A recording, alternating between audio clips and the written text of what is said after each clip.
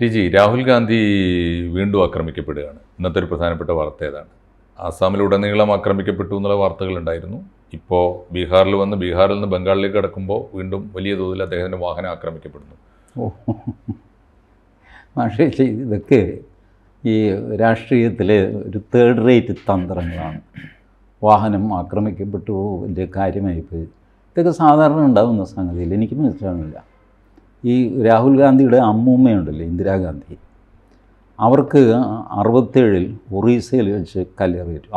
അവരുടെ കാരണമൊന്നുമല്ല, പ്രസംഗിച്ചുകൊണ്ട് നിന്നപ്പോൾ കല്ലേറ് കൊണ്ട് അവരുടെ മൂക്ക് പൊട്ടി. പ്ലാസ്റ്റർ ഇട്ടാണ് അവർ നടന്നത് കുറേ ദിവസം. 77-ൽ മധുരയിൽ വെച്ച് അവരുടെ നേർക്ക് കല്ലേറുണ്ടായി. അന്ന് ഭാഗ്യത്തിന് അവർക്ക് കൊണ്ടില്ല. പക്ഷേ അവരുടെ വാഹനം ആക്രമിക്കപ്പെട്ടു, അവർ സംസാരിക്കുന്ന സ്ഥലത്ത് കല്ലേറുണ്ടായി. ഇതൊക്കെ പോട്ടെ. റീസെൻ്റ് സംഭവം സാറ് ഓർത്ത് നോക്ക്. പ്രൈം മിനിസ്റ്ററായിരുന്ന നരേന്ദ്രമോദിയുടെ കാറ് പഞ്ചാബിൽ തടഞ്ഞു. തടഞ്ഞില്ലേ? പ്രൈം മിനിസ്റ്റർ വിത്ത് SPG പ്രൊട്ടക്ഷൻ. രാഹുൽ ഗാന്ധിക്ക് Z കാറ്റഗറിയാണ്, പ്രൈം മിനിസ്റ്റർക്ക് SPGയുടെ സുരക്ഷയാണ്.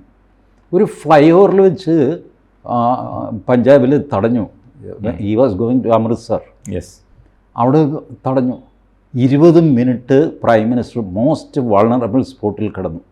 കാരണം താഴെ കൂടെ വണ്ടികൾ പോയിക്കൊണ്ടിരിക്കുക, റോഡ് ഫ്ലൈ ഓവറാണ്. താഴെ നിന്ന് ആർക്ക് വേണമെങ്കിലും ഒരു ബോംബ് എറിയാം. ഈ അവസ്ഥയിൽ 20 മിനിറ്റ് അവിടെ വെയിറ്റ് ചെയ്തിട്ട് അദ്ദേഹം വണ്ടി റിവേഴ്സ് എടുത്ത് തിരിച്ചുപോയി. വേണമെങ്കിൽ പ്രധാനമന്ത്രിക്ക് വെടിവയ്ക്കാൻ ഉത്തരവിട്ട് മുന്നോട്ടേ ഞാൻ പോകുള്ളൂ എന്നൊക്കെ പറയാം. പിണറായി വിജയനായിരുന്നെങ്കിൽ തിരിച്ചൊന്നും പോകില്ല, മുന്നോട്ടേ പോവുള്ളൂ. ഇത് ഈ ഫാസിസ്റ്റായ നരേന്ദ്രമോദി വെച്ച കാലം പുറകോട്ടെടുത്ത് തിരിച്ച് ഡൽഹിക്ക് പോയിട്ട് പഞ്ചാബ് മുഖ്യമന്ത്രിക്ക് ട്വീറ്റ് ചെയ്തു, ജീവനോടെ വിട്ടതിന് നന്ദി. ഒരു പരിഹാസം വെച്ച് അത് അവസാനിപ്പിച്ചു. ഈ രാഹുൽ ഗാന്ധിയുടെ കാരണം എന്തോ സംഭവിച്ചു എന്ന് പറഞ്ഞിട്ട് ഇത് ഇത്ര വലിയ കാര്യമാകുന്ന എങ്ങനെയാണ് എനിക്ക് മനസ്സിലായി. ഇദ്ദേഹത്തിൻ്റെ യാത്രയ്ക്ക് ഒരു നാഷണൽ അപ്പീൽ കിട്ടുന്നില്ല. അത് കിട്ടിക്കാനുള്ള ഒരു വൈഭവം ആ മനുഷ്യനില്ല. അങ്ങനെ കൂടെയുള്ള ആൾക്കാർ സാർ നോക്ക്, KC വേണുഗോപാൽ, ജയറാം രമേശ്, എന്തെങ്കിലും പൊളിറ്റിക്സിൽ ഒരു സ്റ്റേച്ചറുള്ളവരാണ്. KC വേണുഗോപാൽ കേരളത്തിലൊരു VIP ആയിരിക്കാം, കേരളം വിട്ട് കഴിഞ്ഞാൽ KC വേണുഗോപാൽ. ജയറാം രമേശ് TV-ലൊക്കെ കിടന്ന് ഷൈൻ ചെയ്യുന്നുള്ളതല്ല, അത് ഒരു ബേസും ഇല്ലാത്ത മനുഷ്യൻ. എന്നാൽ രാഹുൽ ഗാന്ധിക്ക് ഇപ്പോൾ നരേന്ദ്രമോദിയെ പോലെയോ അല്ലെങ്കിൽ ഇന്ദിരാഗാന്ധിയെ പോലെയോ കുറഞ്ഞപക്ഷം രാജീവ് ഗാന്ധിയെ പോലെയോ സംസാരിക്കാനും ജനങ്ങളെ കയ്യിലെടുക്കാനും കഴിവുണ്ടോ? അതുമില്ല. ഓരോ പ്രസംഗവും ഒരു ട്രോളായിട്ട് മാറുന്നു. പക്ഷേ ഒന്നാമത്തെ ഭാരത് ജോഡോ യാത്ര, തെക്ക് വടക്ക് യാത്ര, അതൊരു വലിയ ഇമ്പാക്റ്റ് ഉണ്ടാക്കിയിരുന്നില്ല സാർ?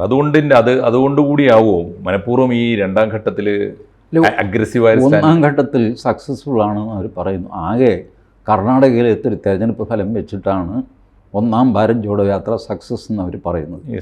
കർണാടകത്തിലെ തിരഞ്ഞെടുപ്പ് ഫലം മറ്റ് ചില തന്ത്രജ്ഞന്മാരുടെ അവിടെ ഉണ്ടായിരുന്ന കട്ടയന്മാരുണ്ടല്ല, ഇപ്പോൾ മുഖ്യമന്ത്രി, അദ്ദേഹത്തിൻ്റെ പേര് ഞാൻ വിട്ടുപോയി, DK ശിവകുമാർ, ഉപമുഖ്യമന്ത്രി സിദ്ധരാമയ്യ.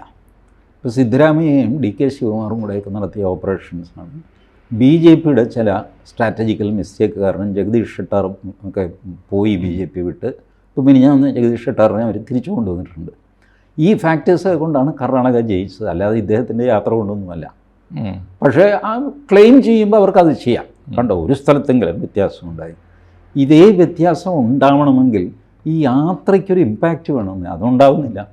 അപ്പോൾ പിന്നെ ഇതുപോലത്തെ പ്രശസ്തി, കാറിന് ചുറ്റും ആൾ കൂടി എന്നൊക്കെ പറഞ്ഞിട്ട് ഒരു ശുദ്ധൻ എന്നൊരു ജനപ്രിയത രാഹുൽ ഗാന്ധിക്ക് ഇന്ത്യയിൽ ഇപ്പോഴത്തെ രാഷ്ട്രീയക്കാരിൽ മറ്റാർക്കും ഇല്ലാത്തൊരു കിട്ടുന്നില്ല.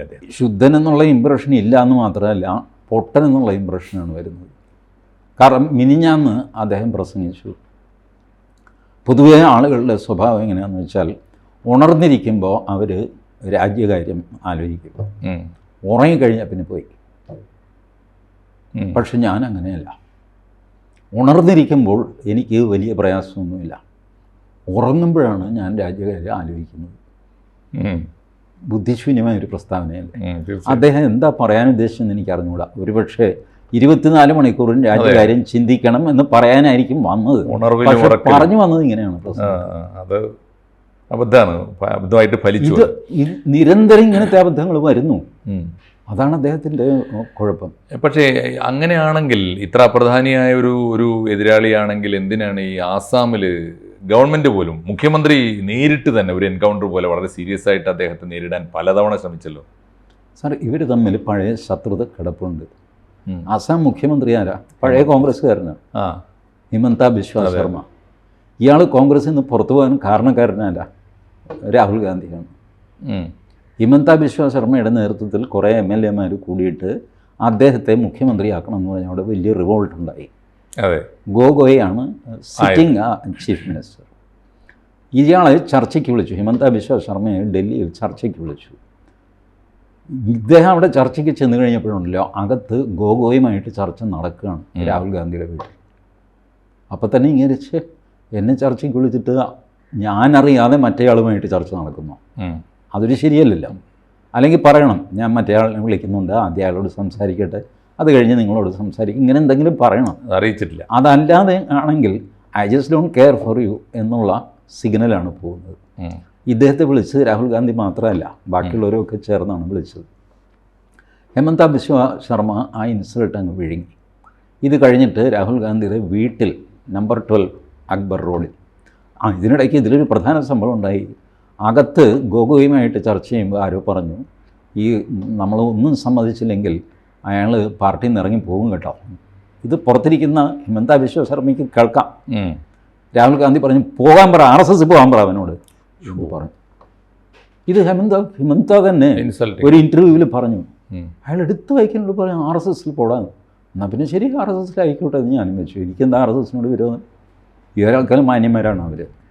നമ്പർ 2 ഈ നമ്പർ 12 അക്ബർ റോഡ് രാഹുൽ ഗാന്ധിയുടെ വീട്ടിൽ ഇദ്ദേഹം ചെല്ലുന്നു. വേറൊരാളുകൊണ്ട് രാഹുൽ ഗാന്ധിയുണ്ട്. ചായ കൊണ്ടുവരുമല്ലോ, 3 ചായ, കോമൺ പ്ലേറ്റിൽ ബിസ്ക്കറ്റ്. രാഹുൽ ഗാന്ധിയുടെ പട്ടി വരുന്നു, പിടി എന്ന മറ്റു പേരുള്ള ഒരു പെൺപട്ടി. ഈ പട്ടി വരുന്നു, ചാടി മേശപ്പുറത്ത് കയറുന്നു, ഒരു ബിസ്ക്കറ്റ് കടിച്ചെടുക്കുന്നു. പ്രശ്നമൊന്നുമില്ല. ബാക്കിയുള്ളവർ ഇതിൽ നിന്ന് തന്നെ, ഈ പ്ലേറ്റിൽ നിന്ന് തന്നെ ബിസ്ക്കറ്റ് എടുക്കുന്നുണ്ട്, ചായ കുടിക്കുന്നുണ്ട്. ഹിമന്ത ബിശ്വ ശർമ്മ പറഞ്ഞു, ഇത് കഴിഞ്ഞ് അടുത്ത ബിസ്ക്കറ്റ് പട്ടി മണത്ത് നോക്കുന്നു. എല്ലാ ബിസ്ക്കറ്റും ഒരു ബിസ്ക്കറ്റിൽ നക്കിയിട്ട് അത് വേണ്ടാന്ന് വയ്ക്കുന്നു, അടുത്ത ബിസ്ക്കറ്റ് എടുക്കുന്നു. രാഹുൽ ഗാന്ധിയും കൂടെയുള്ള ആളും ഇത് കഴിക്കുന്നു. എന്നോട് പറയുന്നു, എന്താ കഴിക്കാത്തതെന്ന്. ഞാൻ പറഞ്ഞു, നമസ്കാരം, ഞാനിതിനില്ല. എനിക്ക് 4 പട്ടിയുണ്ട് എൻ്റെ വീട്ടിൽ. ഞാൻ പട്ടി വിരോധിയൊന്നുമല്ല, 4 പട്ടിയെ വളർത്തുന്നവനാണ് ഞാൻ. പക്ഷേ പട്ടിയും ഞാനും ഒരേ പ്ലേറ്റിൽ ഭക്ഷണം കഴിക്കാറില്ല. മനുഷ്യനൊരു ബേസിക് മിനിമം സംസ്കാരമൊക്കെ വേണം. രാഹുൽ ഗാന്ധിയെ ഞാൻ തൊഴണം, രാഹുൽ ഗാന്ധിയുടെ പട്ടി തിന്നതിൻ്റെ ബാക്കി ബിസ്ക്കറ്റ് തിന്നണം, എനിക്ക് സൗകര്യമില്ല എന്ന് വിചാരിച്ചു. ഈ അസാമാന്യമായ ശത്രുത ഇദ്ദേഹം തന്നെ ഇൻ്റർവ്യൂവിൽ പറഞ്ഞു. ഈ ശത്രുത കിടപ്പുണ്ട്. അതുകൊണ്ട് കിട്ടിയെടുത്തൊക്കെ വെച്ച് ഇളക്കും. ആദ്യം തന്നെ ഹിമന്ത ബിശ്വ ശർമ്മ പറഞ്ഞു, ഈ ഭാരത് ജോഡോ ന്യായ യാത്ര വരുന്നുണ്ട്, വരട്ടെ, ഞാൻ വിനോദയാത്രകളെ ഒന്നും ഉദ്ധരിക്കുക, അതിനെ പ്രോത്സാഹിപ്പിക്കുകയാണ് ചെയ്യുന്നു. ഇതൊരു ചൊറിച്ചിലാണ്. മറ്റേ ആൾ ഇത് കേൾക്കുന്നുണ്ട്, വിനോദയാത്ര എന്ന് വിളിച്ച് പരിഹരിച്ചു. അപ്പോൾ ഇങ്ങനെ എന്ത് ചെയ്തു, യാത്രയുടെ റൂട്ട് മാറ്റി ഗോഹത്തി ടൗണിൽ കൂടെ തന്നെ വരണം എന്ന് തീരുമാനിച്ചു. ആദ്യം നടന്നത് ഇങ്ങനൊരു അമ്പലത്തിൽ കയറും, ഈ പ്രാണപ്രതിഷ്ഠയുടെ ദിവസം. അപ്പോൾ അമ്പലത്തിൽ അന്ന് പ്രത്യേക ചടങ്ങൊക്കെ ഉണ്ട്, ഇപ്പോൾ കയറ്റാൻ പറ്റില്ല. 100-300 ആളും കോൺഗ്രസിൻ്റെ കൊടിയും ഒക്കെ ആയിട്ടാണ് രാഹുൽ ഗാന്ധി ചെല്ലുന്നത്, എന്നെ കയറ്റണം. അവർ പറഞ്ഞു, പ്രാണപ്രതിഷ്ഠയുടെ ഇവിടെയും കുറേ പൂജയും പരിപാടിയൊക്കെ ഉണ്ട്, അത് കഴിഞ്ഞിട്ട് കയറാം. പറ്റില്ല, എനിക്കിപ്പോൾ തന്നെ കയറണം. അതിൽ ഹിമന്ത ബിശ്വ ഇടപെട്ടു, കയറ്റത് അയാളെ ഈ സമയം കഴിഞ്ഞിട്ട് കയറ്റിയാൽ മതി. ഇനി അഥവാ കയറ്റുകയാണെങ്കിൽ കോൺഗ്രസ്സിലെ 2 പേരെ കയറ്റിക്കും, അങ്ങനെ കയറ്റാൻ പറ്റില്ല. ഒടുവിൽ അത് കോൺഗ്രസ്സിന് സമ്മതിക്കേണ്ടി വന്നു. അവിടുത്തെ സ്ഥലം MLA കോൺഗ്രസ്സുകാരനാണ്, പ്ലസ് അവിടുത്തെ ഒരു ലോക്കൽ കോൺഗ്രസ് നേതാവും. അവരകത്തേക്ക് കയറി. രാഹുൽ ഗാന്ധി അവിടെ റോഡിൽ കുത്തിയിരുന്ന് ഷോ ഉണ്ടാക്കിയതല്ലാതെ സമ്മതിച്ചില്ല അവർ. ഒടുവിൽ അത് കഴിഞ്ഞു. അത് കഴിഞ്ഞിട്ടാണ് ഗോഹത്തി ടൗണിൽ റൂട്ടൊക്കെ നിശ്ചയിച്ച്, അത് പറ്റില്ല, ഞാൻ ഇന്ന റൂട്ടിൽ പോകും, അവിടെ വേറൊരു പ്രകടനമോ മഹാസമ്മേളനം എന്തോ നടക്കുന്നുണ്ട്. അപ്പോൾ പോലീസ് പറഞ്ഞു, സാറ് ഒറിജിനൽ റൂട്ടിൽ കൂടെ പോകും, ഇപ്പോൾ റൂട്ട് മാറ്റാതെ, കാരണം അതിലെ പോകുന്നില്ലല്ലോ എന്ന് വിചാരിച്ചിട്ട് ആ ഗ്രൗണ്ടും അവിടുത്തെ റോഡും ഒക്കെ അവർക്ക് അലോട്ട് ചെയ്തിരിക്കുകയാണ്. ഈ 2 പേരും കൂടെ ക്ലാഷ് ആയി കഴിഞ്ഞാൽ ഞങ്ങൾ എന്ത് ചെയ്യും? പറ്റില്ല, ഞാൻ ഇതിലേ തന്നെ പോകും എന്നൊക്കെ പറഞ്ഞിട്ട് ഷോ കാണിക്കും. അതിലും ഹിമന്ത ബിശ്വ സ്ട്രോങ് നിലപാടെടുത്ത് ബാരിക്കേഡ് വെച്ച് തടയാൻ, അലോട്ട് ചെയ്ത വഴിയിലൂടെ പോയാൽ മതി. ഗോഹത്തി സിറ്റിക്കുള്ളിൽ ഇദ്ദേഹം കയറുന്നുണ്ടായിരുന്നില്ല ഒറിജിനലി. പക്ഷേ അന്ന് അങ്ങേർക്ക് പെട്ടെന്ന് കയറണം വാശി. ഗോഹത്തി ഒരു വലിയ സിറ്റിയാണ്. ചുമ്മാ നിങ്ങൾക്കൊരു ദിവസം രാവിലെ ഞങ്ങൾ 3000 പേര് 4000 പേര് ഈ റോഡിൽ കൂടെ അങ്ങോട്ട് നടക്കും എന്ന് പറഞ്ഞു കഴിഞ്ഞാൽ എന്ത് ചെയ്യും? സമയം കൊടുക്കണ്ടേ? നിങ്ങൾക്കൊരു റൂട്ടുണ്ട് താൻ. ഇതൊക്കെ ഇദ്ദേഹം നടത്തുന്ന ഷോയാണ്. ഇദ്ദേഹത്തിന് ഇപ്പോൾ ഈ ജോഡോ യാത്ര ഒരു നാഷണൽ ഇവൻ്റ് ആക്കണം. അല്ല, എനിവേ ആസാമിൽ വന്നത് ഈ പേഴ്സണൽ ഗ്രഡ്ജ് ആണെന്നാണോ പറയുന്നത്? CM versus Rahul. Personal grudge ഒന്നുമല്ല. രാഹുലിൻ്റെ ചില പിടിവാശികൾ വെച്ചിട്ട് ഹിമന്ത ബിശ്വയെ ഇറിറ്റേറ്റ് ചെയ്യാൻ ശ്രമിച്ചു. അങ്ങനെ അത് സമ്മതിച്ചില്ല. അതാണ് അവിടുത്തെ. പക്ഷെ ഇപ്പോൾ ഫലത്തിൽ സംഭവിച്ചിരിക്കുന്നത് സാറേ, ഈ നേരത്തെ ഒന്നാം ഭാരത് ജോഡോ യാത്ര നടക്കുമ്പോൾ എല്ലാ വിഭാഗം ആളുകളും ഒരു കൗതുകത്തോടെ അദ്ദേഹത്തെ കാണുകയും ഒരു പ്രതിപക്ഷ നേതാവിൻ്റെ ഒരു നിലവിലേക്ക് വരികയൊക്കെ ചെയ്തിരുന്നു. ആരും അദ്ദേഹത്തെ നേരിട്ട് കായികമായി ആക്രമിക്കാനോ അദ്ദേഹത്തെ തടയാനോ ഒന്നും എവിടെയും നിന്നിട്ടില്ല. ഇപ്പോൾ ഈ ആസാമിൽ കണ്ടതിനെ തുടർന്നാണോ എന്നറിയില്ല, ഇനി വരാൻ പോകുന്ന ഒരു ട്രെൻഡാണോ എന്ന് എനിക്ക് തോന്നുന്നുണ്ട് ഇത് കണ്ടപ്പോൾ. അതായത് ഈ നേരിട്ട് ജനങ്ങൾ തന്നെ ആരും കൈവെക്കാത്ത എല്ലാവരാലും ആദരിക്കപ്പെടുന്ന ഒരു നേതാവ് എന്നുള്ളതിന് പകരം ഒരു സാധാരണ നേതാവിനെ പോലെ, ഒരു സാധാരണ യാത്രയെ പോലെ ആർക്കും എപ്പോഴും ആക്രമിക്കാവുന്ന പരുവത്തിലേക്ക് രാഹുൽ ഗാന്ധിയുടെ ഒരു സ്റ്റാറ്റസ് വല്ലാതെ താണുപോകുന്നു. ഇതൊക്കെ രാഹുൽ ഗാന്ധിയും കൂടെയുള്ളവർ ആലോചിക്കേണ്ടതാണ്. ഞാനീ പറഞ്ഞ ഇന്ദിരാഗാന്ധിയുടെ 2 സംഭവങ്ങളില്ലേ, അതെ പറഞ്ഞു, 2 സംഭവങ്ങളെയും ഇന്ദിര പുല്ലുപോലെ മറികടന്നു അവരുടെ ജനപിന്തുണ കൊണ്ട്. 67 അവർക്ക് എതിരെ കല്ലേറുണ്ടായി, 77 ഉണ്ടായി. 77 ഇന്ദിര സ്വന്തം നിയോജകമണ്ഡലത്തിൽ തോറ്റുപോയി, റായ്ബറേലിയിൽ. ഇപ്പോൾ രാഹുൽ ഗാന്ധി നിൽക്കുന്ന അവസ്ഥ, സ്വന്തം നിയോജകമണ്ഡലത്തിൽ തോക്കുകയും ജയിച്ചത് വയനാടാണ്. അതെ, വയനാട്ടിലും അമേഠിയിലും മത്സരിച്ചിരുന്നു. അമേഠിയിൽ തോറ്റു, വയനാട്ടിൽ ജയിച്ചു. ഇതാണ് രാഹുലിൻ്റെ അവസ്ഥ. ഇത് അന്ന് ഇന്ദിരാഗാന്ധിക്ക് വേറൊരു മണ്ഡലം പോലും ഉണ്ടായിരുന്നില്ല. റായ്ബറേലിയിൽ തോറ്റു. മുത്തശ്ശിയിൽ നിന്ന് തോറ്റിട്ട് അവർ ബൈ ഇലക്ഷനിൽ ചിക്കമംഗളൂർ വന്ന് election ജയിക്കുകയായിരുന്നു. She fought back. Yes. So for fighting back you have to have muscles. കൈയുടെ മസിലല്ല ഞാൻ ഈ പറയുന്നത്, അത് രാഹുൽ ഗാന്ധിക്കുണ്ട്. എന്തോ ജിംനേഷ്യത്തിലേക്ക് ഇന്നത്തെ പൊളിറ്റിക്കൽ മസിലില്ല. ഇന്നത്തെ പ്രേക്ഷകരുടെ മനസ്സിലുണ്ടാകുന്ന ഒരു ചോദ്യം, ഈ യാത്ര ഇങ്ങനെയാണെങ്കിൽ ഇനി പോകുന്നത് ബംഗാളിലേക്കാണ്. അവിടെ മമതയാണ്. അവർക്കും ഇതിലേറെ, ഹേമന്തക്കുള്ളതിലേറെ വലിയ ഗ്രഡ്ജ് ഇവരോടുണ്ട്. രാഹുൽ ഗാന്ധി ഇങ്ങനെ ആക്രമിക്കപ്പെടുകയും ജനങ്ങൾ തന്നെ നേരിട്ട് ആക്രമിക്കുകയും ചെയ്യുന്ന ഒരു സ്ഥിതിയുമായി ബംഗാളിലേക്ക് ചെന്നാൽ അവിടുത്തെ പൊതുജനം എങ്ങനെ പെരുമാറും? കുറച്ചുകൂടെ വയലൻ്റായി. പക്ഷേ എനിക്ക് തോന്നുന്നത് മമത അത് കുറച്ചുകൂടെ പക്വതയോടെ പെരുമാറുന്നതാണ്. കാരണം ഇങ്ങനെയൊക്കെ ഇഷ്യൂ ഉണ്ടായിക്കഴിഞ്ഞാൽ വാർത്താ പ്രാധാന്യം രാഹുൽ ഗാന്ധിക്ക് പോകുമല്ലോ. അതുകൊണ്ട് മമത ചിലപ്പോൾ അവരുടെ ആൾക്കാരോട് വഴക്കൊന്നും ഉണ്ടാക്കണ്ട, വെറുതെ കച്ചറ ഉണ്ടാക്കാൻ അയാൾ നടന്നു പോയിക്കോട്ടെ എന്ന് പറയാനാണ് സാധ്യത. എടുത്തേക്കും അല്ലേ? അങ്ങനെ ആവട്ടെ നമുക്ക് തൽക്കാലം. കാരണം ആ സ്ത്രീ നല്ല പൊളിറ്റിക്കൽ അക്യൂമെന്നുള്ള സ്ത്രീയാണ്.